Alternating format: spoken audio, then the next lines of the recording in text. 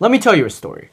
Back in 2023, I was in a massive rut. I had a falling out with a friend, did not take care of myself at all, and consistently stayed up late just because of it. I didn't know exactly what I was supposed to do, and I isolated myself from my friends, my family, and even just little things in life, such as food and water. This constant stream of entertainment took up my summer, and going into my freshman year of high school did not help at all. I was trying to be someone greater than myself, but I did not put the effort at all.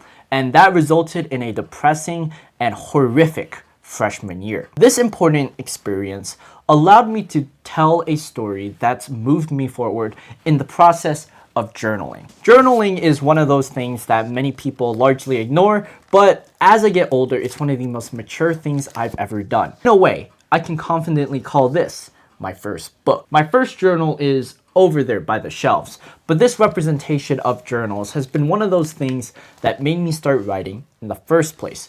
When I thought about my days, what I do every single day, and all the little habits that got around me, I thought about the process of being an author, someone greater than themselves, and to tell a story from start to finish. Think of a J.K. Rowling or Suzanne Collins or J.R.R. Tolkien. Whatever the case, these authors have told stories that's lasted forever, and I wanted to be one of them. About halfway through my freshman year of high school, I started developing my first book. It was a small idea about a comedian getting offended to jokes that we live in today. With how censored modern society is and how largely ignored beliefs are, we tend to shut away ideas. And that's what got me to writing in the first place. I wanted to talk about an idea that many people, especially adults, will ignore because I'm simply a teen. I wanted to tell a story greater than myself, and that led me to the creation of A Small World Smiles. This free book, which you can check out in the link in the description, has made this challenge so worth it.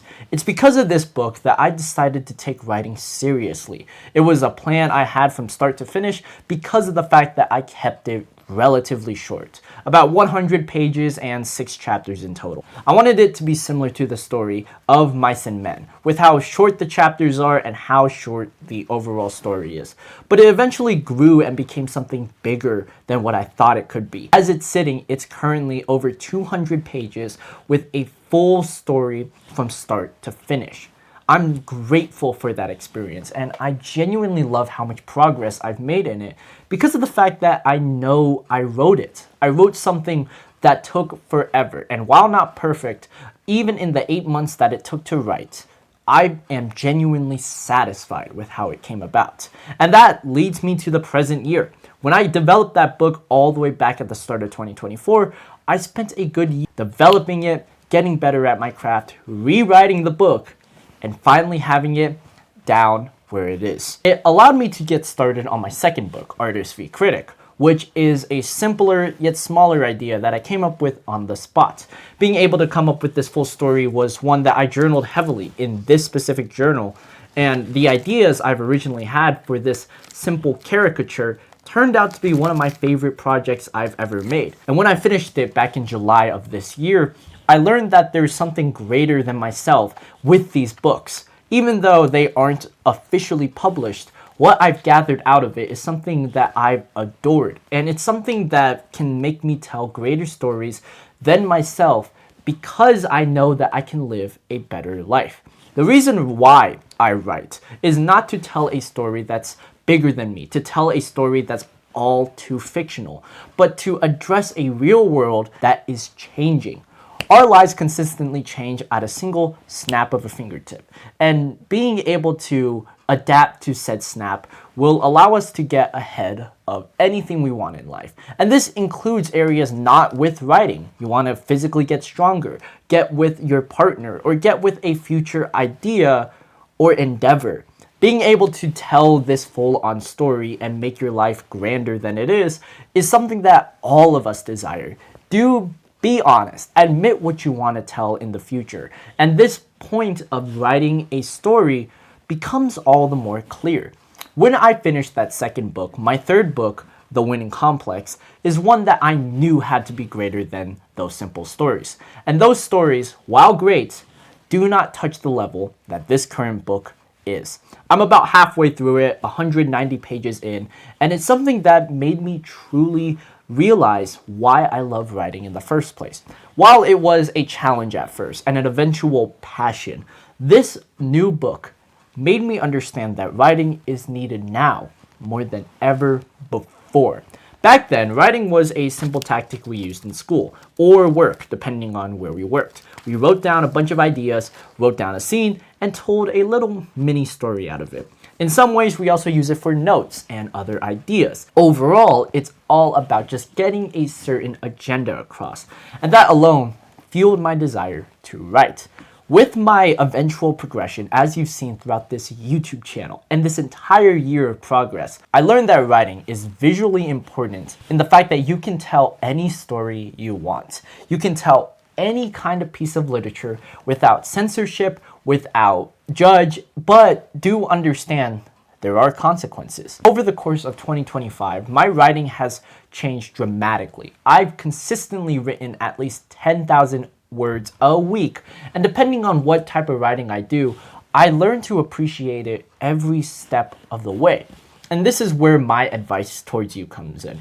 I spent a good majority of this video explaining my story, but to be able to take the full action step, you need to be inspired, and that inspiration is what led you here. I told this story of my books to know exactly what it took to get to where I am now. And being more happy and fulfilled about that came at what I did each and every day. The little steps you take to tell a full story is as sharp as a pen. To be able to stab through the pages and write what you want is fantastic. Or to type it away with little thoughts is another thing on top of that story. But to be able to understand your own nature, you first have to nurture it. Nurture your nature is a term I've used for all kinds of writing. It's the case of just being able to tell a full-on story, idea, or agenda without any cost to bear it, i.e., you need to be able to live a healthier life, be a more fulfilling writer. This is important, especially to me as the healthy writer, because this is what I build my brand upon. I make sure people get on track by staying consistent on the habits they do, and we could start this off rather easily with the 3 key components to nurture your nature: eating well, sleeping well, and exercising well.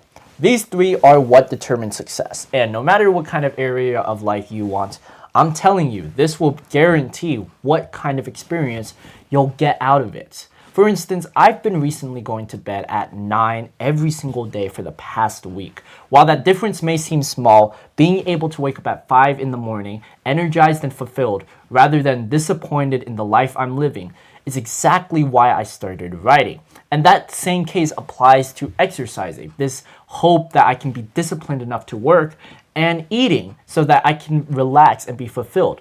All of these correlate back to writing, as you can write every single one of these ideas down and explain something that's greater than yourself.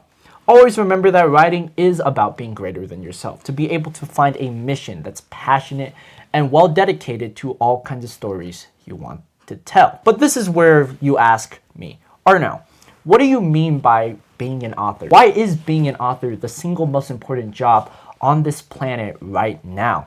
And that is because of the rise of AI and social media. It took a while to understand that the AI and social media crisis has been growing everywhere. Having something this big affect something as large as the works we do, like art and writing, and how even business to an extent, is important to know exactly what kind of originality we want to tell.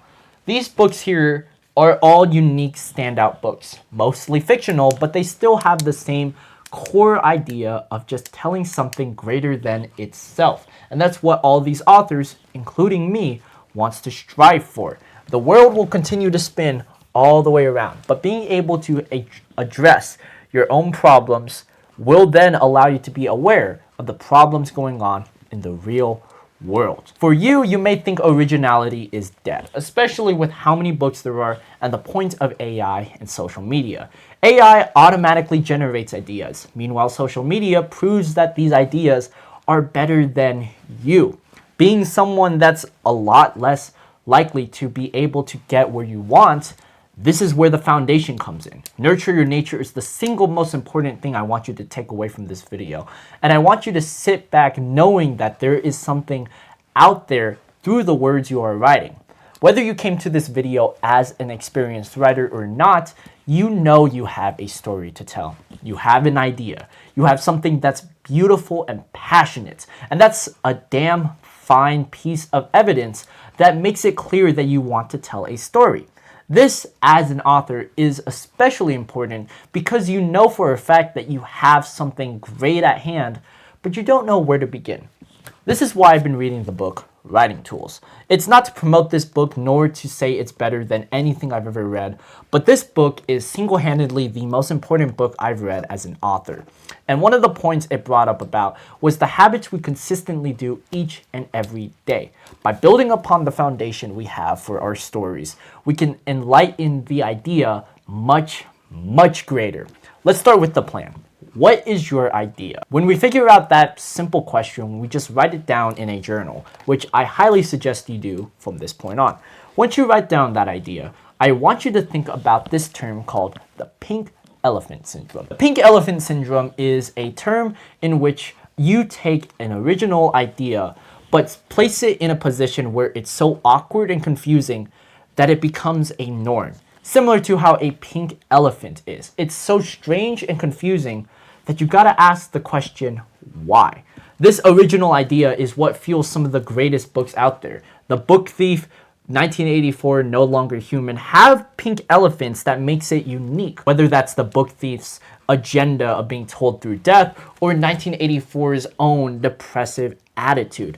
These areas that we don't tend to think about gets our creative brain flowing. And that's the best thing you can do as a writer. Not only improving on the habits that will improve your creativity, but to also address an idea that's quite literally confusing as all hell, aka a pink elephant. By being able to determine what your pink elephant is, you then start formulating a plan. What do you want the story to start out with? What do you want the story to finish with? I have constant ideas for the books I'm writing in the future, and by the time you watch this video, I might have already started working on my next book. When considering what book I'm going to write, I write it down in an easy step-by-step manner by starting with a beginning, a middle, and an end. Don't question what you want to do, but rather what you want to accomplish. What do you want to accomplish with this book? What type of situation you are solving with this big idea? And more specifically, what problem are you solving? Earlier in the video, I mentioned for a fact that the modern world is plagued with AI and social media. That's just one of the many problems constantly looming around in every single one of our heads. And being able to determine why we want to address these issues is especially important in knowing exactly why we do the things we do. I'm passionate about this video because I know for a fact that the writers and authors out there in the world can and will challenge everything we do simply by the words we read. If we are what we eat, then we are what we consume. And that consumption also comes with books. All these types of literature here, like An Absolutely Remarkable Thing or Jurassic Park, determine what kind of story we are telling in our day-to-day lives. We tend to consume more content, but being able to read books and being able to craft it is one that fuels our brain better than any movie, any TV show, and even any album you listen to. I love every single one of these, but knowing the difference in what literature is and being able to tell an original idea purely by the fingertips on our hands allows us to be greater than our original purpose. Whatever that purpose was, we need to understand that we have to go and reach the problem. By solving said problem, we answer our pink elephant. The pink elephant is written as pink elephant, but with a question mark. Being able to answer that, that's where your ideas come in. Use those original ideas and use the words I'm saying to inspire yourself and be motivated to write a story. Think about the infinite amount of characters your world can build upon. Think about the people that will be involved. Think about those readers who will love these characters. And think about what type of story you want to write. Fictional or non-fictional? What type of genre? Do you want it to be a comedy, a drama, romance, or so on? It's all about your choice in the matter. And that's why I love being an author. Even though publishers and many types of pieces online will tend to push away books, I want you to understand that for someone like me who has changed his life through the process of books, understand that you will have much more on your plate by writing an idea. It will take you back to kindergarten and being so hopeful for the world, being able to jump from left to right, jumping on different rocks, and being able to just breathe the fresh air. I know that's a lot to ask for, but coming from someone who's lived this experience and living a much more fulfilling life than I did back in 2023, understand that I was in your position too. I was in that position of wanting to just cut it all away and lose my edge to the point where there's nothing left.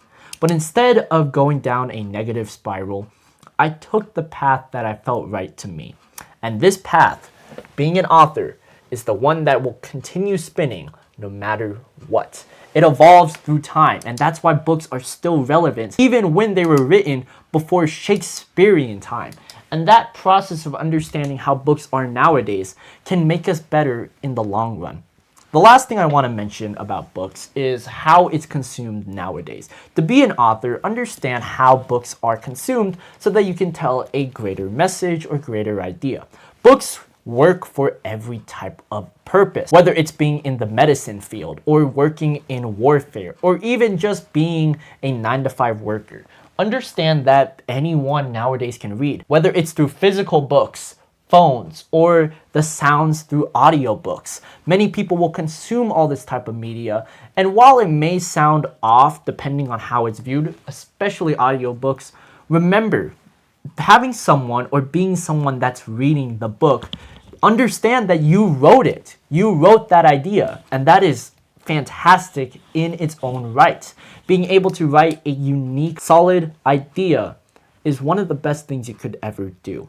The day I finished A Small World Smiles, I vividly remember the exact moment I finished it. It was January 14th, and I just had this release.